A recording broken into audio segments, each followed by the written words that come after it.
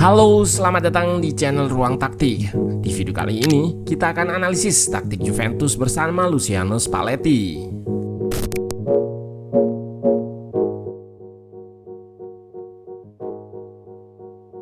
Luciano Spalletti melanjutkan tren positifnya membesut Juventus.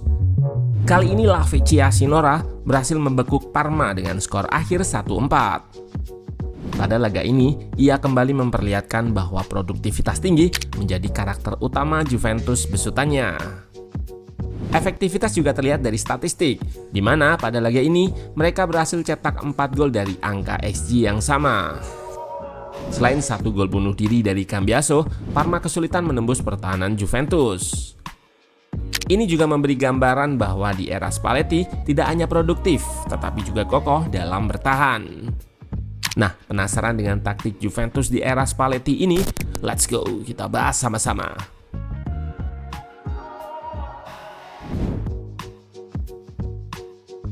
Pada laga melawan Parma, di atas kertas mereka bermain dengan skema 4-3-2-1. Mereka bermain tanpa Zion Suzuki yang masih absen sampai pertengahan Februari.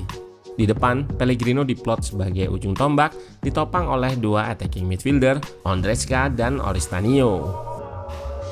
Sementara itu, Juventus turun dengan skema 4-2-3-1. Jonathan David diplot sebagai ujung tombak, ditopang Yildiz dan Conceição. Locatelli dan Kevin Thuram menjadi andalan di lini tengah, dibantu McKennie di pos nomor 10. Juventus memang bermain dengan formasi di atas kertas 4-2-3-1. Namun ketika build up, anak asuh Luciano Spalletti ini justru memainkan skema 3 back.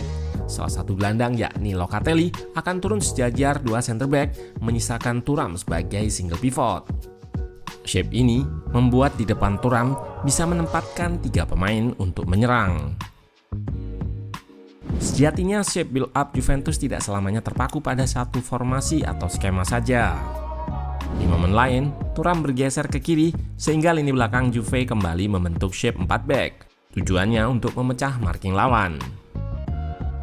Selain itu, tujuan Thuram sering bergerak di area kiri ini untuk menciptakan overload atau menang jumlah. Juventus sendiri memang kerap menyerang melalui sayap, baik dari sayap kiri maupun sayap kanan.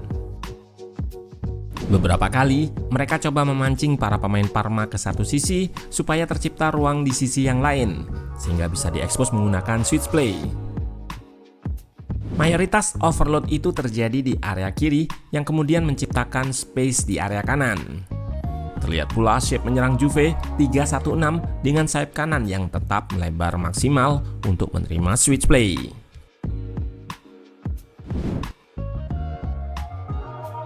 Salah satu ciri dari permainan Luciano Spalletti adalah dinamisnya pergerakan para gelandang miliknya. Selain saat build up seperti tadi atau ketika memegang bola, pergerakan dinamis itu juga bisa dilihat dalam situasi tanpa bola. Meski bergerak secara dinamis, lini tengah Juventus sejatinya punya satu tujuan, yakni menciptakan menang jumlah di tengah, agar lawan tidak bisa melakukan progresi lewat jalur sentral.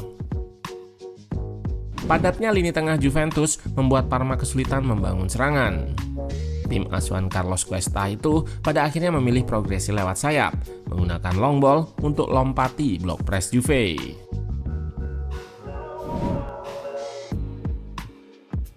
Di bawah asuhan Luciano Spalletti, ada beberapa pemain yang mengalami peningkatan. 2 di antaranya menjadi kunci permainan Juventus di laga melawan Parma ini.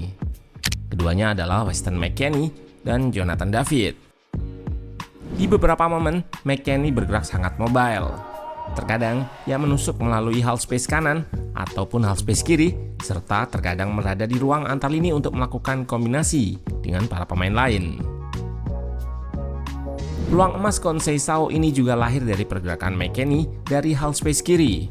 Sayang tembakan putra Sergio Conceição itu masih membentur mistar. McKennie secara tidak langsung juga terlibat pada proses lahirnya gol pertama. Dalam skema counter attack, pemain asal Amerika Serikat itu menemukan ruang di mulut gawang. Cambiaso berusaha mengirim cutback ke McKennie, tetapi berhasil dihalau bek Parma dan berujung corner kick.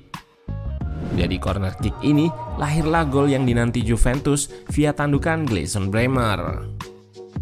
Untuk menghindari man marking, pemain Juventus membentuk barisan sebelum corner kick. Dan benar saja, Bremer jadi tidak ada yang mengawal sehingga dengan mudah menanduk sepak pojok jadi gol. Skema serupa terulang di gol kedua. Bedanya kali ini lahir dari sisi sayap sebelah kanan.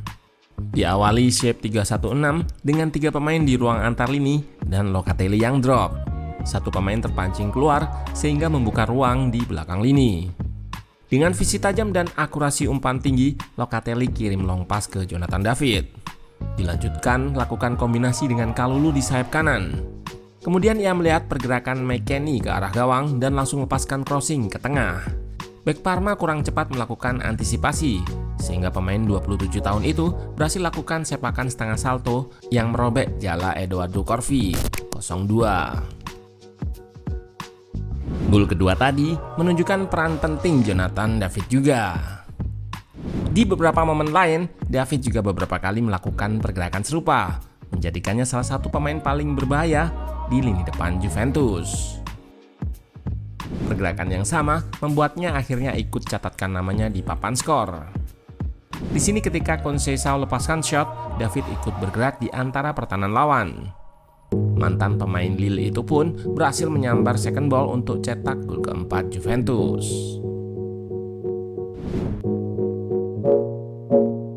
Sejak masih membesut Napoli, Luciano Spalletti dikenal sebagai pelatih yang ofensif dan pintar memanfaatkan segala situasi untuk mencetak gol. Selain efektif ketika open play, ia juga memperlihatkan efektivitasnya dalam set piece. Sudah dilihat di gol pertama tadi, para pemain Juve nampak mempersiapkan skema corner dengan rapi. 6 pemain yang menjadi target corner berdiri jauh di depan gawang dan berbaris. Ke-6 pemain tersebut kemudian lari bersama-sama menyambut bola kiriman sepak pojok dan lepas dari kawalan marking. Kepiawaian Spalletti merancang skema set piece juga terlihat dalam proses terjadinya gol ketiga. Terlihat sebelum free kick diambil, para pemain Juventus berpencar, menarik para pemain Parma dan ciptakan space di tengah. Seolah space ini coba diciptakan untuk target man, persis seperti skema corner gol pertama tadi. Namun Locatelli justru melakukan free kick pendek ke Miretti yang baru masuk di babak kedua. Pemain yang menggantikan Kenan Yildiz itu pun melakukan cross ke sisi kanan. Bremer mengembalikan bola ke tengah dan disambut tandukan McKennie. Bola membentur tiang tetapi langsung ditanduk kembali oleh David ke gawang. Bremer kembali menerjang bola dengan kakinya dan berhasil cetak gol keduanya di laga tersebut. Penampilan Juventus di pertandingan ini sebetulnya nyaris sempurna. Sayang mereka tak bisa memperoleh clean sheet akibat kesalahan Andrea Cambiaso. Berawal dari sebuah build up Juve yang gagal, para pemain Parma berhasil ekspos sisi kanan pertahanan. Sirkati berhasil lakukan tusukan di sisi kanan pertahanan untuk kemudian lepaskan cross ke arah Birchi. Cambiaso justru menyentuh bola kiriman tersebut dengan kaki bagian luarnya sehingga kemudian masuk ke dalam gawang sendiri. Meski tak bisa memperoleh clean sheet, Juventus tetap berhasil membawa pulang 3 poin pada pertandingan ini. Kini menjadikan Juventus sebagai tim paling produktif kedua di Serie A setelah Inter Milan dengan koleksi 39 gol dari 23 laga.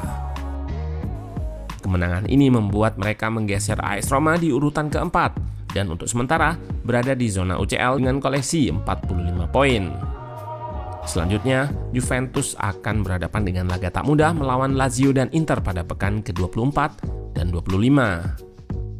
Lewat catatan apik selama 14 laga di Serie A, akan menarik melihat kiprah Juventus bersama Spalletti.